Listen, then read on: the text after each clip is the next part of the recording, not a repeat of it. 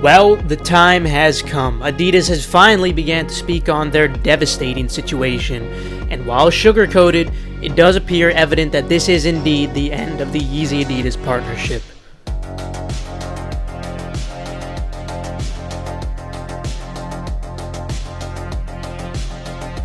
Just yesterday, Adidas finally broke the ice with a public statement stating, "The Adidas-Yeezy partnership is one of the most successful collaborations in our industry's history.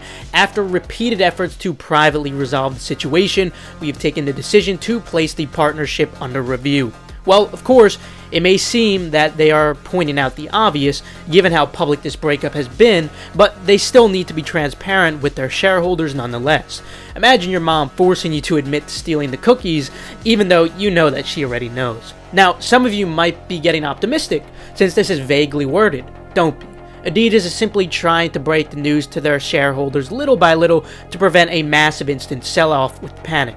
Now, according to analyst Cohen John Kernan's data, Yeezy represents 7 to 12% of footwear revenue and roughly 4 to 8% of total revenue.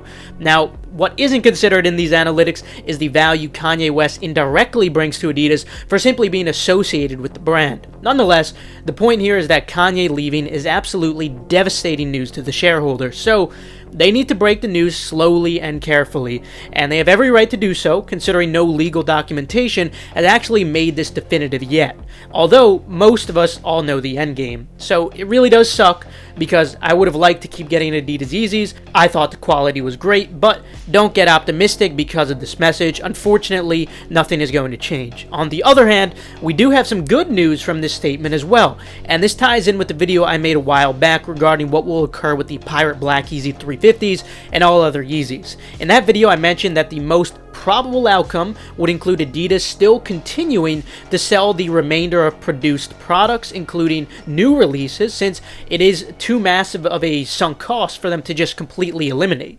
And as for Kanye, he's of course still happy to accept those royalties while also going off to start his own Yeezy production. And so yesterday we got a vague confirmation that this would essentially be the case, as they said, "We will continue to co-manage the current product during this period," essentially letting shareholders know not to panic, that a large percentage of revenue isn't just going to disappear immediately.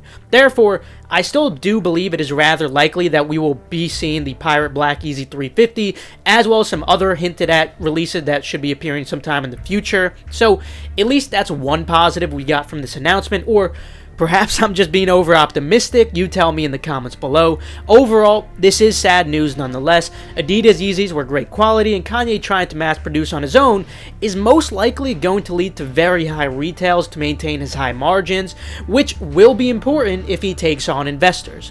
Whether he says he's financially motivated or not, whether he's being honest or not, it doesn't matter when you have investors. And I have a hunch that he's not going to be bootstrapping this massive endeavor. So no matter what he's saying about not being financially motivated, about trying to make all this stuff for free and whatnot that we've seen on social media, expect high retails when we actually see the project come to fruition, if ever. However, as I've articulated in the past, Adidas was taking advantage of Kanye.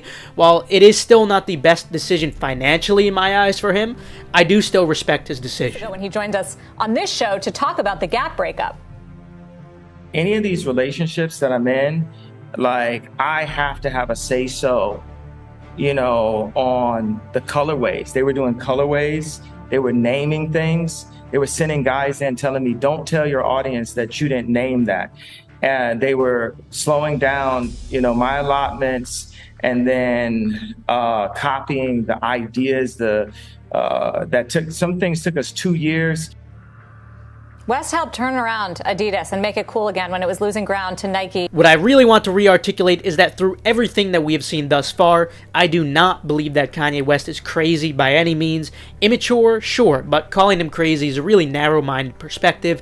If you find this discussion interesting, be sure to check out some of the prior videos I made on the situation. But with that, I will conclude it for today. You can feel free to leave a like if you enjoyed, or perhaps if you learned a thing or two, subscribe and enable post notifications. This way you stay 100% updated updated. Also, be sure to check out the links in the description below for reliable, fast residential proxies from Kip Proxies. You could also now join eDeals. The link is in the description below to join for only $14.99 per month. Furthermore, be sure to follow Endurance at Twitter for updates on restocks or key giveaways. And the same goes for Gargantua if you want to keep up with the progress or restocks. Last but not least, make sure to follow Keep That M10 and Personals for you. This way, you guys stay updated on all urgent info like I was going over today. With that, though, I will see you guys later. Have a fantastic rest of your day.